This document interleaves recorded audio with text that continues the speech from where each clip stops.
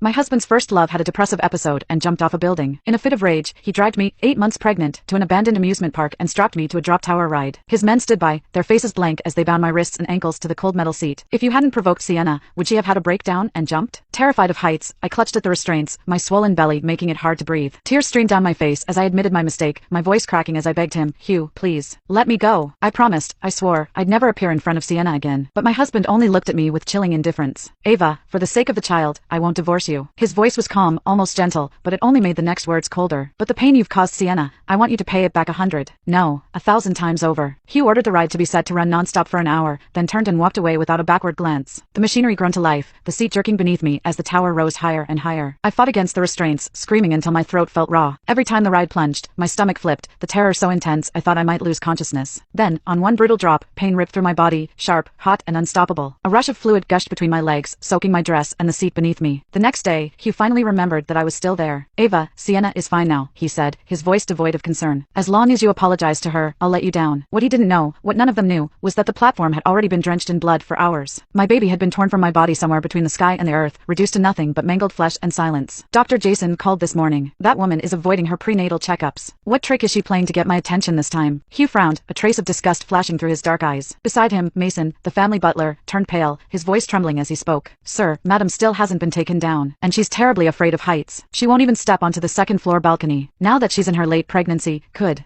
something have happened?" Hugh's expression froze for a split second before he frowned again, doubt flickering across his face. "Really? Ava's afraid of heights?" Before Mason could finish confirming, Hugh waved a dismissive hand. "It's just a drop tower. It's not like she's actually jumping off a building. Let her be scared. It might teach her a lesson so she won't bully Sienna again." Mason lowered his head and dared not say another word. However, Hugh's assistant couldn't hold back any longer. "Sir," at first Madam was screaming, but later, she went completely silent. "Anne, she's carrying your child, your own flesh and blood. Shouldn't you at least check on her?" Hugh's expression shifted slightly, but the brief flicker of realization was quickly replaced by scorn. "I knew it. Even her so-called fear of heights was just an act. If she were really that terrified, how could she suddenly go quiet? Ava's as manipulative as ever. Since she wants to put on a show, let her stay up there until morning. Tomorrow, I'll bring her to kneel before Sienna and apologize. Only then will this matter be considered settled." With that, he waved his hand impatiently, cutting off any further protests and strode towards the bedroom. On his bed, Sienna lay half-naked beneath the soft sheets, her delicate shoulders exposed to the dim light. Hugh's gaze darkened as he approached, his Adam's apple bobbing with desire. Without a word, he leaned down and captured her lips in a deep kiss. Sienna whimpered softly, her fingers pressing weakly against his chest in resistance before she opened her eyes. "Hugh, we're in your room. If Ava finds out, she'll be upset." Her voice trembled just enough to sound pitiful, her wide eyes filled with guilt and hesitation. "And about what happened before. Hugh, I only did it because I love you too much. I thought that if I died, Ava wouldn't fight with you over me anymore. I never wanted you to punish her for my sake. Should I go and apologize to her?" She bit her lip, looking heartbreakingly conflicted.